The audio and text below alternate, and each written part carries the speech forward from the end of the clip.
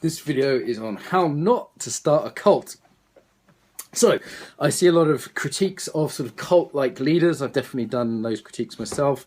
I think it's, it's a really unpleasant bullshit kind of thing that the meditation world, the embodiment world that I'm part of, all these kind of alternative communities are just full of these dickhead cult leaders. People who are really abusing money, sex, power, the normal stuff. It's sort of at the point where you look at it and you go, okay, it's not just the odd guy you normally met. It's not just the odd person.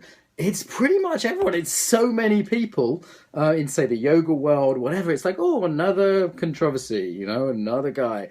It's like, okay, so we criticize this, and it's very easy to kind of project, our own problems, and then look at these people and go, okay, what idiots, I'd never do that, what awful people.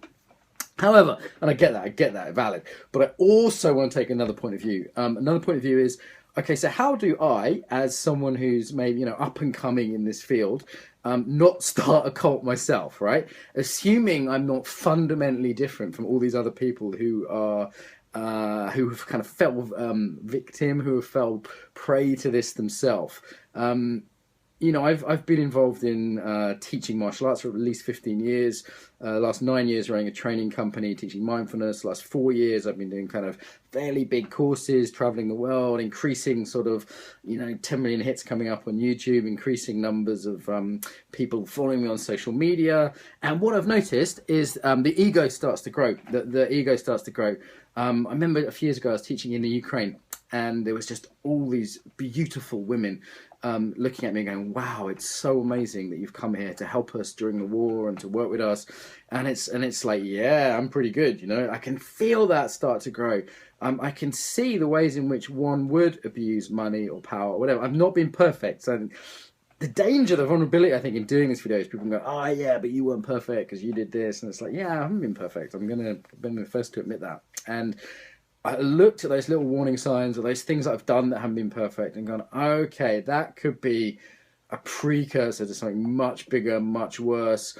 How do I stop that? How do I avoid that? As someone that wants to continue in this field, I want to continue to grow. I want to be successful in the external sense, and put what I love out there into the world without falling prey to some of these things. I don't really see that point of view presented. I don't see the point of view of, for the many life coaches, yoga teachers, whatever, people out there, how do you avoid that? Yeah. So here's the things I've come up with so far. I mean, of course, perhaps there are some people who are just, narcissists and psychopaths, and they get into it for that. In that case, basically they're fucked already, right?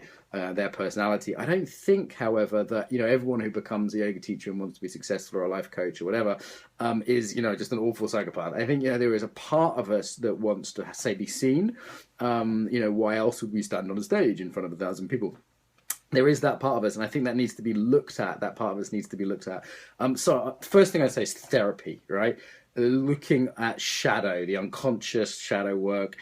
This should be mandatory for anyone in a leadership position in personal growth work. Having done some years of therapy, I think we need, if not continuous, certainly periods where we're doing quite a lot of therapy.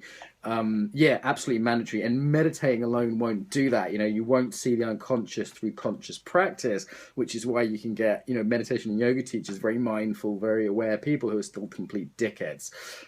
So we need to do the shadow work. We need communities around us. We need communities that are going to hold us accountable. For example, I teach something called the Embodied Facilitator course. From the beginning, I said, I'm not going to make the mistake of being a guru. So I set it up that there'd be 2 lead trainers.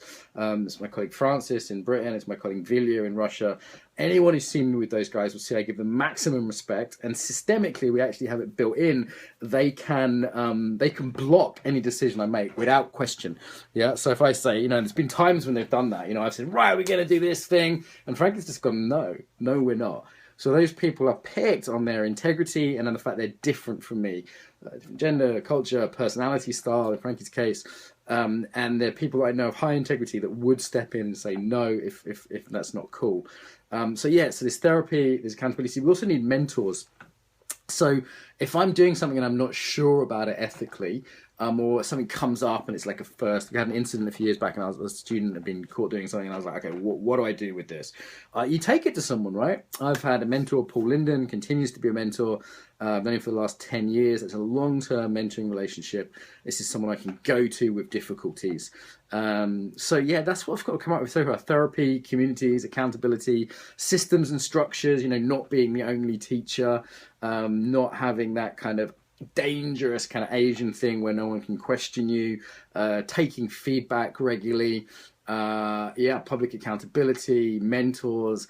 I mean, I don't actually know, right? Like, I'm still working this out of like what that looks like, because I think it's really difficult to say, I have a dark side, I have a big ego, I have a dark side, and I've seen how the money, the women, whatever it is, how that can be tempting, how that can really be. I can see now how you could go down and track with that. I never used to get it. I just used to think, oh, they're all horrible people, and I'm sure some of them, people involved in these cases are psychopaths, but I'm sure some of them started off really good people, really good-hearted. So I think it's a really cool inquiry of like, how can we not become cult leaders?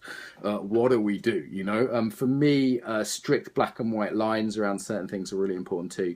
Like, for example, if someone's an EFC student, long-term student doing psychological work, I do not fuck my EFC students. This is a hard line. It's just like, I don't go there. We have a cooling off period, both for myself, other members of staff, if you wanted to date someone after the course, for example, possible, but there's a whole process and kind of looking at that.